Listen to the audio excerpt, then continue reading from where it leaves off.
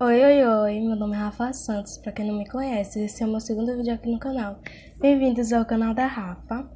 Então, gente, esse vídeo vai ser tratado sobre transtornos. Nós vamos conversar sobre o que é ansiedade, o que é transtorno de ansiedade, causas da ansiedade, sintomas da ansiedade, as principais consequências da ansiedade na sua vida, como ocorre a ansiedade, os tipos de transtorno de ansiedade, como tratar a ansiedade, terapias alternativas, como controlar a ansiedade, como buscar ajuda profissional, a diferença entre psicólogo e psiquiatra. Então, gente, vamos começar sobre o que é a ansiedade. Então, gente, o que é a ansiedade? Ansiedade é a reação natural do corpo ao estresse. É um estado emocional caracterizado por sentimentos de tensão, preocupação e pensamentos ruins. É importante ressaltar que nem sempre a ansiedade é uma doença. A ansiedade, em seu estado normal, é saudável para o indivíduo, pois ela o impulsiona para realizar projetos, prosperar e planejar o futuro, o que se torna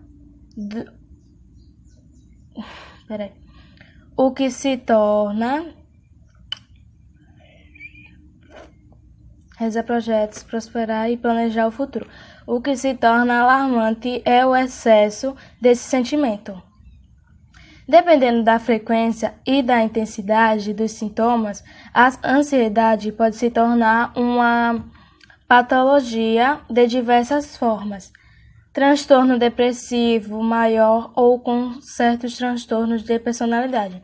Transtorno de ansiedade generalizada, transtornos mentais, transtorno alimentar, transtorno de pânico, transtorno obsessivo-compulsivo, dentre outros desdobramentos. As pessoas tendem a usar as definições de preocupação e ansiedade de forma errônea, mesmo sendo estados psicológicos muito distintos, apesar de estarem associados com o conceito geral de preocupação e inquietação. A maneira que convivemos no cotidiano com esses sentimentos são extremamente diferentes, bem como suas implicações em nossa saúde emocional, física e psicológica. Então, gente, na maioria das vezes, a ansiedade em si não se torna uma doença do mal. Ela pode ser uma doença também para causas boas, porque ela impulsionará a pessoa a fazer coisas boas, entenderam? A ansiedade pode ser um estímulo que ajuda as pessoas, entenderam? Então, vamos agora ao que é transtorno de ansiedade. Transtorno de ansiedade é uma doença causada pelo excesso da ansiedade ou medo, estados emocionais comuns do ser humano. O transtorno interfere no dia a dia da pessoa e também afeta diretamente o seu comportamento. Este transtorno mental faz com que ela tenha pensamentos negativos e uma série de desencadeamentos de sintomas fisiológicos e rotina. Os transtornos de ansiedade, além disso, podem aumentar a chance de desencadear doenças cardiovasculares, obesidade, diabetes, além de ganho de peso, gordura abdominal e aumento da pressão arterial. Geralmente, a intensidade do sintoma físico pode variar dependendo do grau e do estado de cada pessoa.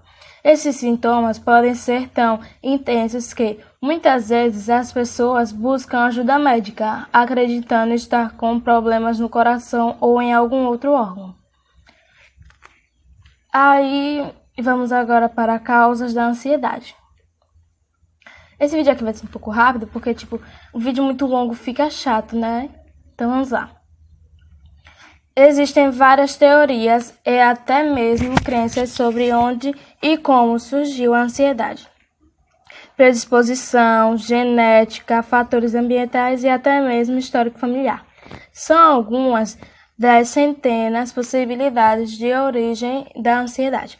Apesar de não ser a mesma causa para todas as pessoas, alguns fatores são bem comuns. Fatores ambientais, como pressão no trabalho e situações familiares, esses fatores podem gerar uma preocupação constante a ponto de evoluir de uma ansiedade comum e natural para um quadro mais sério de transtorno. Fatores emocionais gerados por crenças adquiridas durante a vida, pensamentos disfuncionais e que normalmente as pessoas não conseguem avaliar se são verdadeiros ou não, devido ao tempo em que esses pensamentos negativos são interiorizados na mente. Cada indivíduo é único, tem suas experiências e gatilhos. Isso nos leva à conclusão que não podemos generalizar ou então colocar em uma prateleira todas as pessoas, taxá-las. Por isso, a importância da investigação é entender o que desperta a ansiedade em cada pessoa. Que tipo, gente? Depende de pessoa para pessoa, entendermos? Então, vamos para sintomas da ansiedade. Geralmente, os sintomas físicos da ansiedade são os que mais assustam e que despertam a atenção da pessoa para buscar por tratamento. Mas a ansiedade afeta o nosso corpo, mente e desempenho de várias formas. Sintomas emocionais: tristeza, nervosismo, irritabilidade. Sintomas fisiológicos: coração acelerado, sensação de formigamento, falta de ar, sudorese, tontura, dor de cabeça, dores musculares, insônia. Sintomas comportamentais: impulsividade, agressividade, fala acelerada. Sintomas cognitivos: dificuldade da concentração e tomada de decisão, preocupações excessivas. Então, um sentimento pertinente que faz parte da crise de ansiedade é a preocupação. Conforme os sintomas físicos vão aumentando, o psicológico entra em um estado de alerta e tensão. Nessa hora, o fluxo de pensamentos é bem maior e o conteúdo desses pensamentos é sempre negativo. As principais consequências da ansiedade na sua vida: quais são? O transtorno de ansiedade pode acabar afetando a vida das pessoas em muitos aspectos, trazendo consequências no trabalho, nas relações conjugais e até mesmo no corpo. Tudo isso contribuindo muito para a piora do quadro da ansiedade. Como ocorre a ansiedade? A ansiedade quase sempre envolve um sentimento de medo, pavor ou apreensão, que coloca o indivíduo em alerta e elevado nível de consciência, como se estivesse planejando uma maneira de se livrar de uma situação perigosa, de possíveis ameaças e situações de risco da forma mais rápida possível. Funciona como uma forma de estimular o corpo para a luta ou para a fuga. Uma parte do cérebro, chamada de sistema límbico, é a principal responsabilidade para iniciar a cadeia química de mensagens que informa o resto do corpo sobre uma situação de perigo. Medo e ansiedade são emoções. O sistema límbico representa o sistema emocional do cérebro. Entre as muitas estruturas do sistema límbico estão o hipocampo e a amígdala. Quais são os tipos de tratamentos transtornos de ansiedade? Desculpa, errei. Como citado no começo, a ansiedade tem seus desdobramentos e variedades. Vamos elencar e desenvolver cada tópico. Vamos lá. Transtorno de ansiedade generalizada. O transtorno de ansiedade generalizada é um transtorno psiquiátrico caracterizado por um constante sentimento de preocupação e medo de interferir na vida diária. Pessoas com transtorno de ansiedade generalizada podem experimentar sentimentos de pavor, angústia ou agitação por nenhuma razão discernível. Psiquiatras referem-se a essa ansiedade inexplicável, sem desencadeamentos, como ansiedade flutuante, livre. Aqueles com TAG podem esperar constantemente o pior. É se preocupar com coisas como trabalho, dinheiro, família e amigos, ou com sua saúde, mesmo quando não há motivos reais para se preocupar. A ansiedade sentida com esse distúrbio pode ocorrer por uma razão específica ou ser desencadeada por um evento, mas pode ser desproporcionalmente grande ou irrealista para a situação. O transtorno de ansiedade geral pode se transformar em um ciclo de preocupação excessiva. Embora muitas pessoas com TAG percebam que sua preocupação é irreal ou injustificada, os sentimentos de ansiedade persistem e aparecem incontroláveis, deixando os pacientes descontrolados. Alguns dos aflitos ainda podem levar a uma vida normal, com empregos produtivos e vidas sociais ativas, mas estão constantemente lutando internamente com preocupação e angústia. Agora, vamos lá. O TAG, acompanhada por 3 ou mais dos seguintes sintomas. A TAG é o que eu acabei de falar, tá?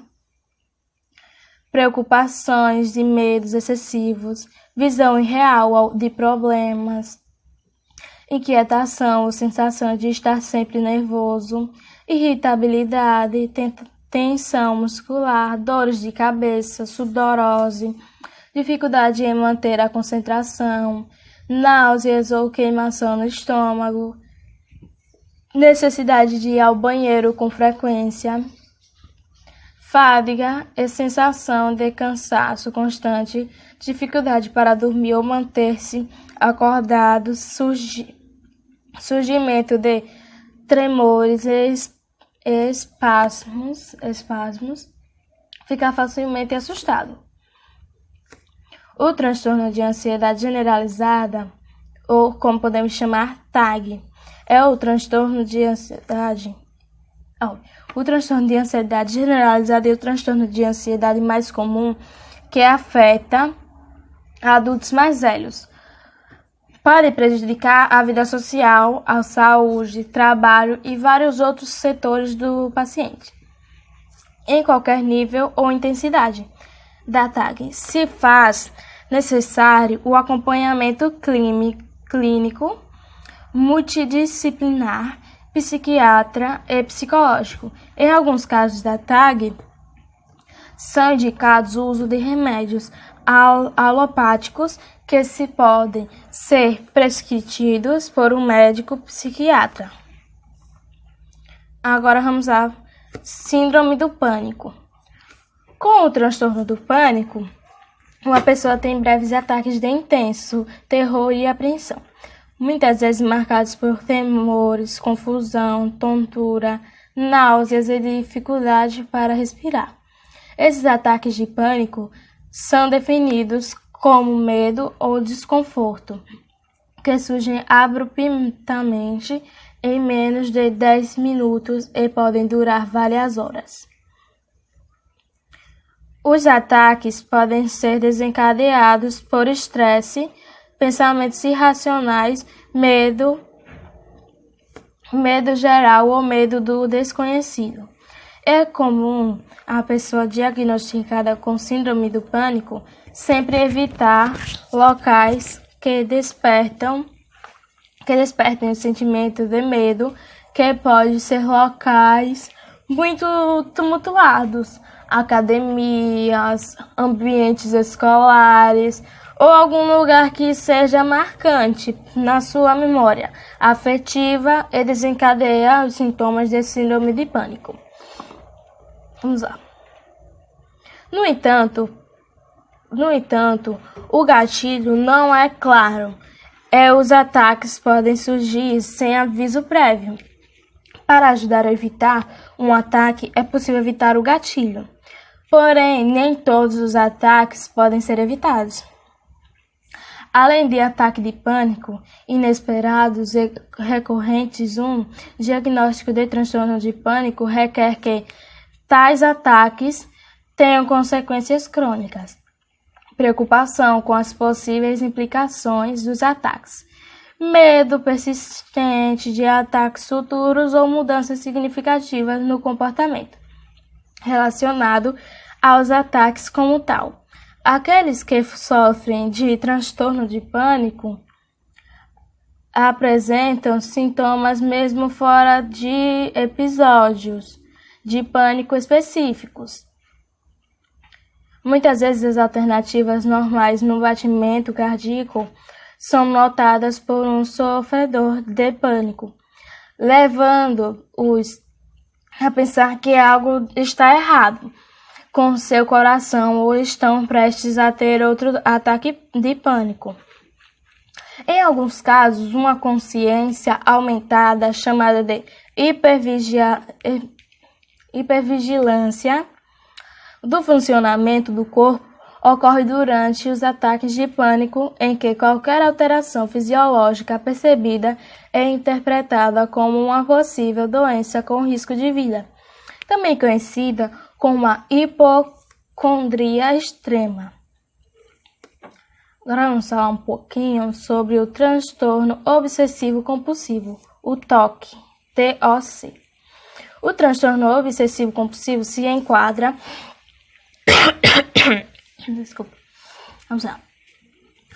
se enquadra nas variações de ansiedade por ser um distúrbio psiquiátrico e uma condição em que a pessoa tem obsessões, pensamentos ou imagens angustiantes, persistentes e intrusivas, ou compulsões, vontade de realizar repetidamente atos ou rituais específicos.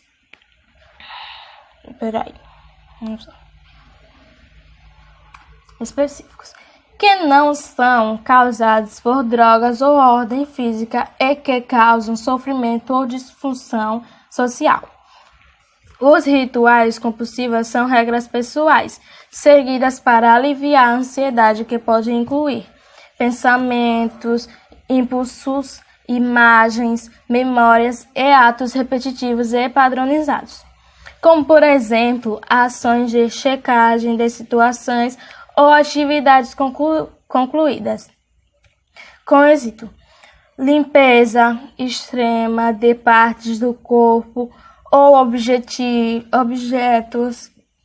além de ações que envolvam contagem, verificação, precisão e armazenamento. Pesquisas mostram que o TOC afeta mais adultos, dentre eles as mulheres. Em relação às crianças e adolescentes, uma pessoa com TOC sabe que os sintomas são irracionais e, por isso, tenta constantemente lutar contra os pensamentos e esse tipo de comportamento. Entenderam? Vamos lá. Seus sintomas podem estar relacionados a eventos externos que eles temem, como a cozinha em chamas porque se esqueceram de desligar o gás do fogão, ou arrombamento de casa porque se esqueceram de trancar a casa, ou a se preocupar que eles se comportaram de maneira inadequada. Não é certo porque algumas pessoas tem o toque, mas fatores comportamentais, cognitivos, genéticos e neurobiológicos,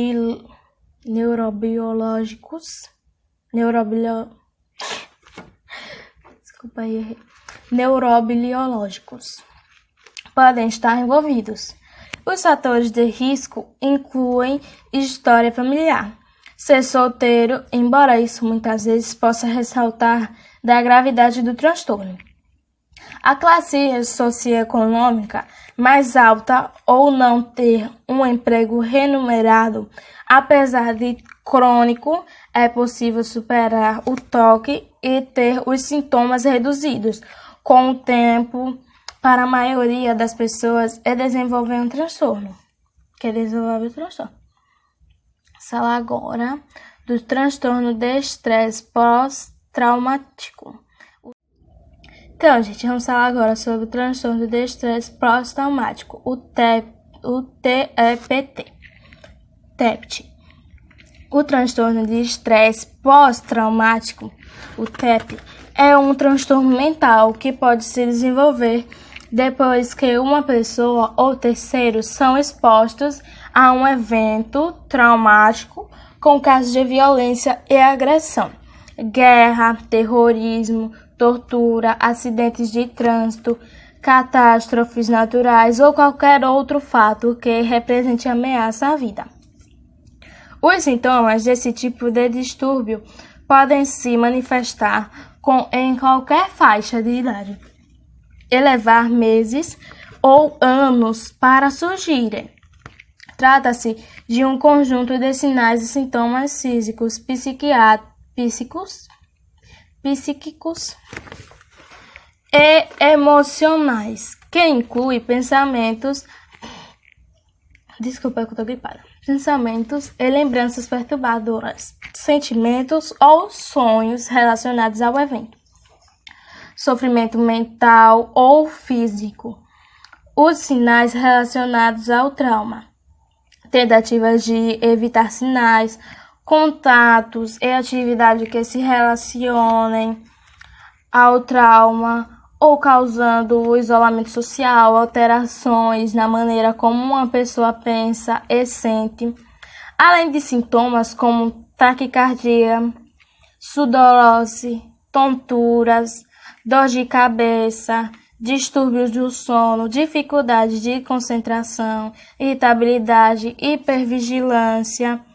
Os indivíduos com TEP, quando se recordam do fato traumático, revivem o episódio como se estivessem ocorrendo naquele momento e com a mesma sensação de dor e sofrimento que o agente estressor provocou.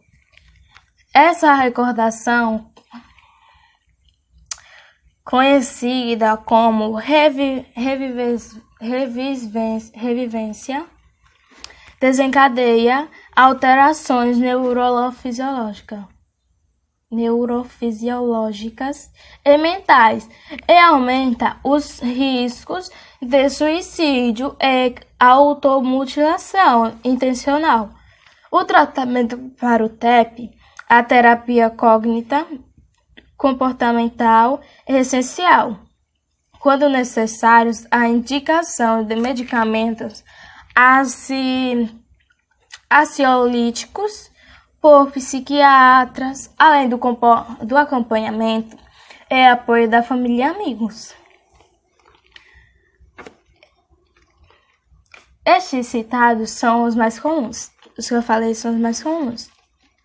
Porém, existem muitos outros transtornos de ansiedade, como transtorno afetivo bipolar,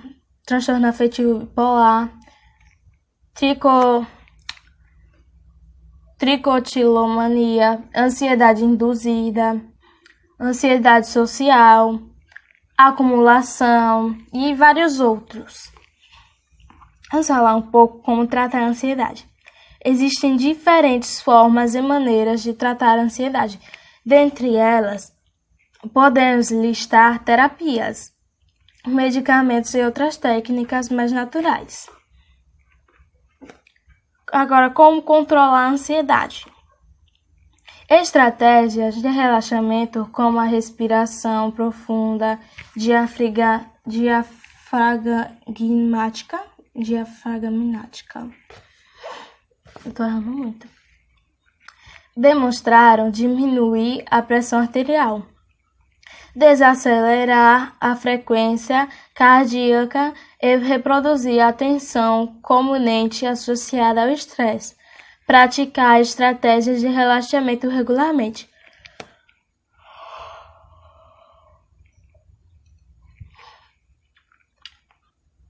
Pode te dar as ferramentas necessárias para reduzir a ansiedade, permitindo que seu corpo mude do estado ansioso para um estado mais relaxado e calmo em resposta ao estresse, a estressores. A visualização guiada é outra estratégia de relaxamento que pode ajudar a reduzir ou prevenir uma ansiedade destrutiva. A visualização guiada é utilizada uma mentalização direcionada para criar o relaxamento. Isso pode envolver imaginar a sua praia favorita ou um jardim tranquilo que irão distraí-lo do seu estado ansioso e permitir que sua mente e corpo se concentrem nos pensamentos e sensações positivas do exercício imaginético. Aprender a utilizar estratégias de relaxamento como uma estratégia de lidar com a ansiedade pode aumentar a sua confiança de que você será capaz de lidar com a ansiedade durante situações angustiantes. As estratégias de ansiedade de relaxamento são uma ótima ferramenta para a prevenção da ansiedade, porque são gratuitas, simples e geralmente resultados instantaneamente. Como buscar ajuda profissional? A diferença entre psicólogo e psiquiatra.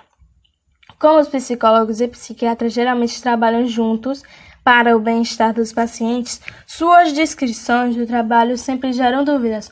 No entanto, existem várias diferenças cruciais entre o psicólogo e um psiquiatra, sendo a mais crítica a natureza do tratamento nas duas profissões.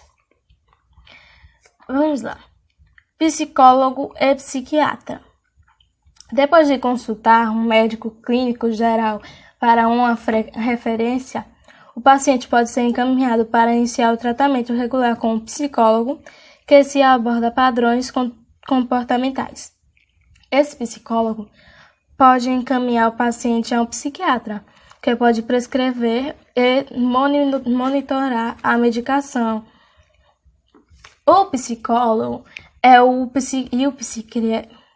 psiquiatra vão trabalhar em conjunto para tratar os sintomas do paciente, tanto o ponto de vista comportamental como clínico.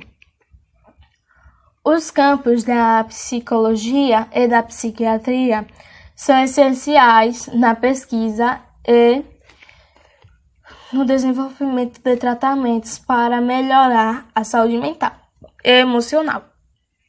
Como no caso da ansiedade, diferenças à parte. Psicólogos e psiquiatras compartilham um objetivo comum no tratamento à ansiedade: ajudar as pessoas a se sentirem melhor. Gente, esse foi o vídeo. Muito obrigada por ter assistido completamente. E aqui vai ter vários outros assuntos, não vai ser só esses assuntos. Nós falamos hoje, nós focamos na ansiedade, porque a ansiedade é um problema que hoje em dia é muito falado, que muitas pessoas têm. A maioria da população do Brasil tem, do mundo também, tem muita gente está com transtorno de ansiedade, muita gente está com depressão, esses tipos de coisas. Então, gente, muito obrigada E por favor, para me ajudarem, deixem um like nesse vídeo, se inscrevam no meu canal.